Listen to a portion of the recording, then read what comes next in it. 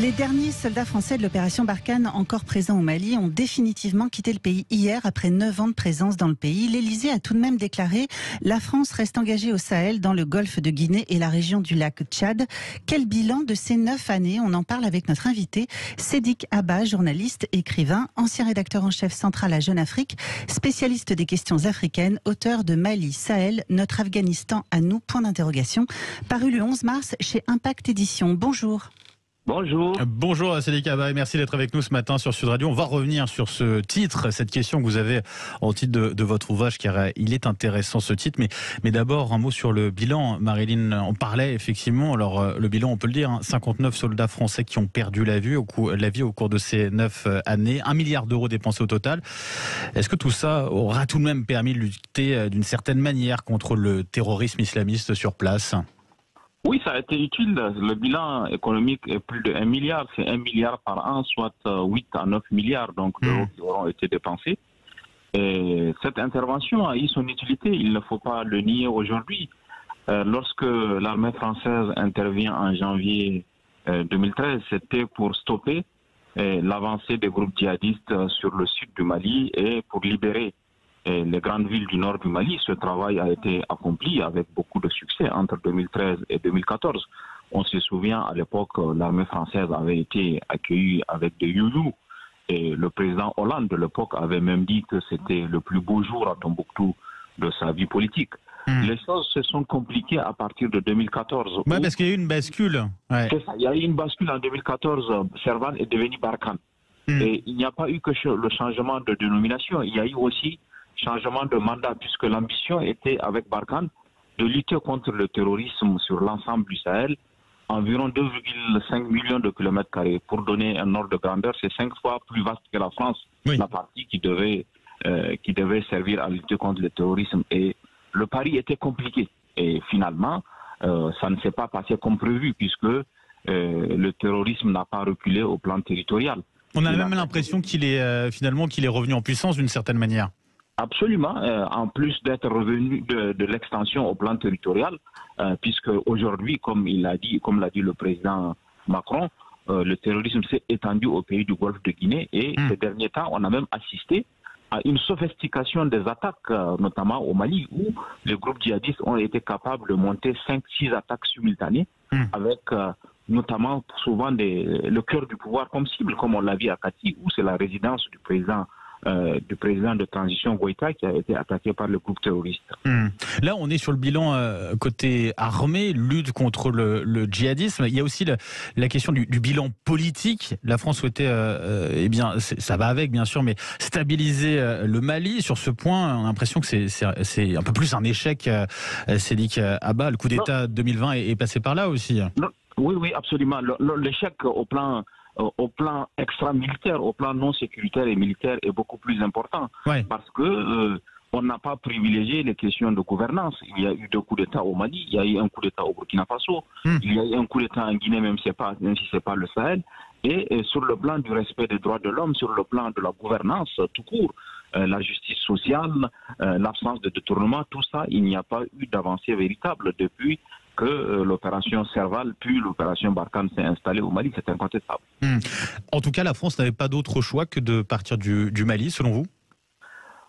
Oui et non. Oui, parce que les relations avec le Mali étaient devenues trop compliquées. Il y a eu l'expulsion de l'ambassadeur de France. La junte militaire malienne s'était mise dans une relation trop compliquée avec la France et il était, à mon avis, difficile d'expliquer à l'opinion française particulièrement comment on peut continuer à aider un pays qui n'est pas... Qui avait des mots très durs contre la France, il faut le rappeler.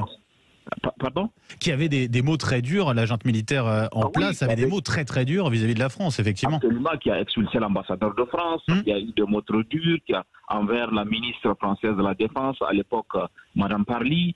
Et donc, il était devenu trop compliqué de justifier auprès de l'opinion qu'un régime qu'on aide comme ça puisse cracher dans la soupe, si on peut dire l'expression.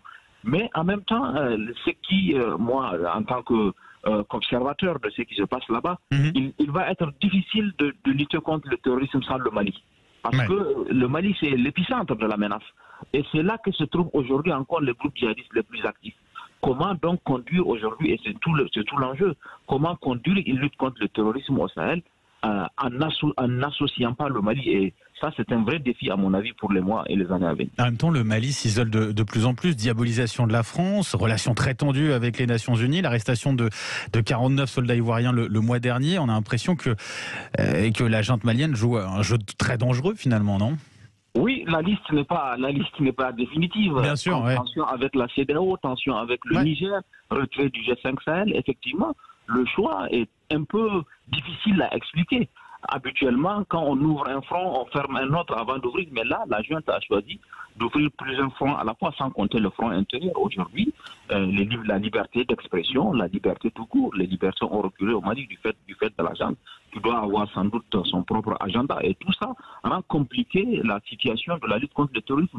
Parce que ce qu'il faudra comprendre, c'est que le Mali a un impact sur le reste du Sahel. Si la situation ne s'améliore pas au Mali, elle ne peut pas s'améliorer dans le reste du Sahel. Et aujourd'hui, la posture de la junte n'est pas une posture de coopération avec les organisations régionales, même avec les partenaires bilatéraux comme la France ou l'Allemagne, qui viennent d'ailleurs de suspendre ces opérations, comme vous l'avez su, puisque la junte a interdit le survol de son territoire par un aéronef allemand qui devait approvisionner les soldats allemands qui sont engagés dans l'opération de l'amunissement. Tout ça rend compliqué la coopération avec la junte et on ne voit pas quel dividende elle tire en choisissant vraiment une confrontation avec la communauté internationale et avec ses partenaires sous-régionaux aussi. Oui, et avec ce discours-là, en tout cas, il y a la création d'un sentiment anti-français sur place. Je reviens au titre de votre ouvrage, sous forme de question, Mali Sahel, notre Afghanistan à nous, aux éditions Impact Éditions. Sédik Abba, vous pensez qu'il y a un vrai risque de ce point de vue-là ? Non, honnêtement, aujourd'hui, le risque d'enlisement comme en Afghanistan, ce que les Américains ont vécu, ne me semble pas. C'est une réflexion que je suggérais à travers ce titre.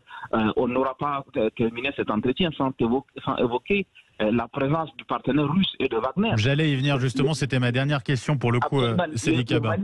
Justement, les Maliens ont fait venir la Russie et Wagner en essayant de faire comprendre comme si ce partenariat allait apporter une valeur ajoutée à la lutte contre le terrorisme, mais il n'en est rien concrètement.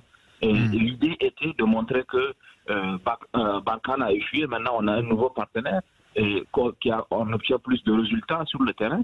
Ça ne s'est pas fait comme ça. Et sur les réseaux sociaux, on a pu imputer l'ensemble de l'échec. C'est vrai qu'il n'y a pas, comme en Afghanistan, les résultats ne sont pas à la hauteur des attentes.